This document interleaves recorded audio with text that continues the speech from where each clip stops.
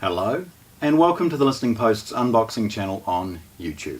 Today I'm unboxing an excellent brand new product to our store, the SVS PC-2000. P for powered, C for cylindrical, 2000 for its size and capacity and driver and all of those things. This upright cylindrical subwoofer is quite unique. In fact, it's completely unique to SVS. It's great to see it distributed so well in New Zealand and available in so many excellent places. Okay, so firstly, this is a big box. It's actually quite unusual. Freighting it around the place is pretty interesting. We are going to open it probably actually from the bottom today. So dumping it onto its face, let's have a look. So, packaging, very, very straightforward. Got model information on all sides, bit of a tutorial. It's got serial number and barcode on just one. That appears to be the top. I'm going to open it from underneath. Okay. So, like anything that's kind of just sort of factory taped closed, it's very, very straightforward to open. Slicing it across its packing tape is very, very straightforward.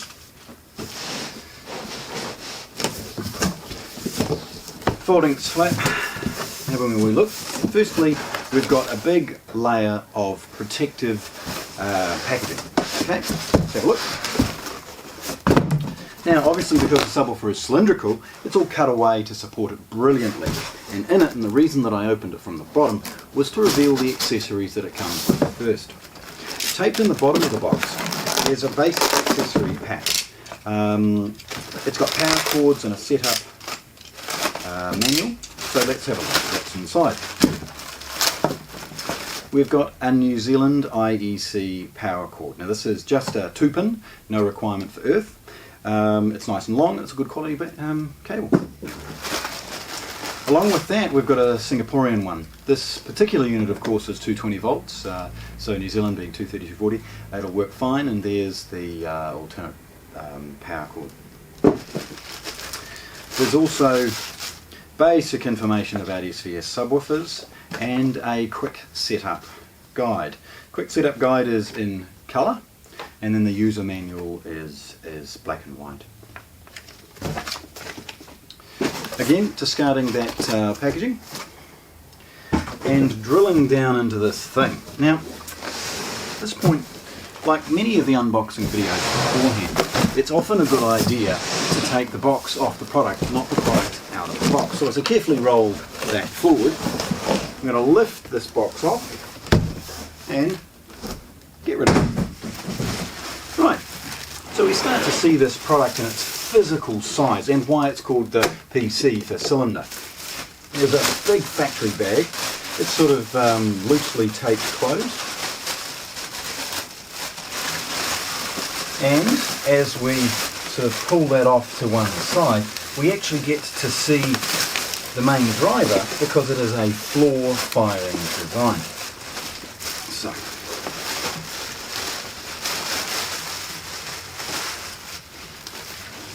back to get that in camera for a moment. There's the bottom of it with these big solid feet. Now you can buy these feet separately. They're such a good design as far as isolating subwoofers that SVS released a set of 4 or 6 of these available as an accessory to isolate all number of things, even electronics. Big solid drive unit with a massive annulus bolted in place with hex bolts. Tipping it up onto its top and taking this bag off, we've got a couple of layers of things to have to think about.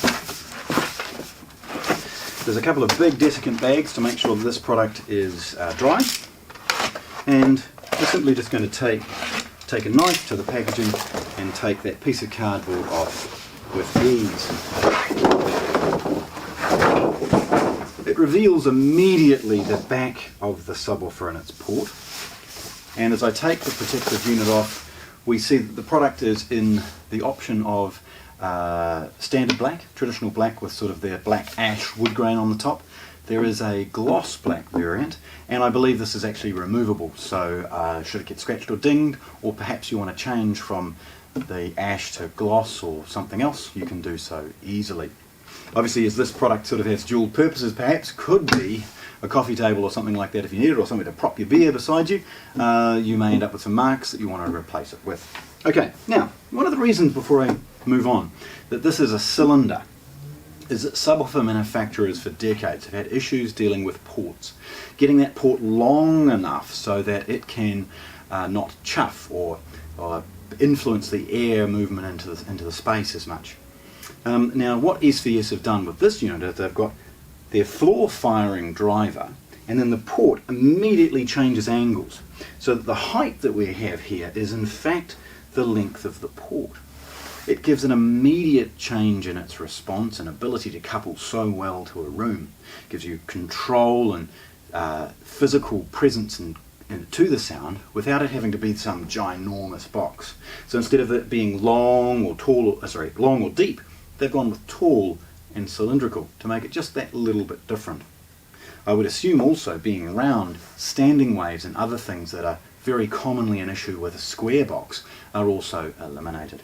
Okay, so let's have a look at this a little bit more in depth. So, obviously the port, this massive port. I can fit my hand in here, and I've got big hands. So we're dealing with a lot of air being able to move and be controlled by this product. Moving up, we've got a basic standby light. Now this is a tricolour light. Let us know the state of this unit. Standby, on, off. Beside it is a simple rocker switch, enabling us to turn the unit on and off, and the IEC socket for the power cord. There's a bit of information about it, and of course model and serial number and a sticker. Basic SVS. Over this side, we've got a few more of the things that you would expect from a decent subwoofer. The first is the fact that it's got its inputs, both LFE and stereo. If you choose to, it's also got an output. Now this is at line level, so you are able to pass this through a tape monitor or a processor loop or something like that, and out from the source into this and then out again, using the crossover network on board to filter the low frequencies from the speakers that are then connected. Up from there, you've got a trigger. Now this is a 3 to 12 volt trigger, enabling this to be turned on and off remotely. Maybe force it to go to standby when your theatre amplifier turns off, or enable it to be part of other things so that some of the scene buttons or something could turn the subwoofer off at times for late night viewing.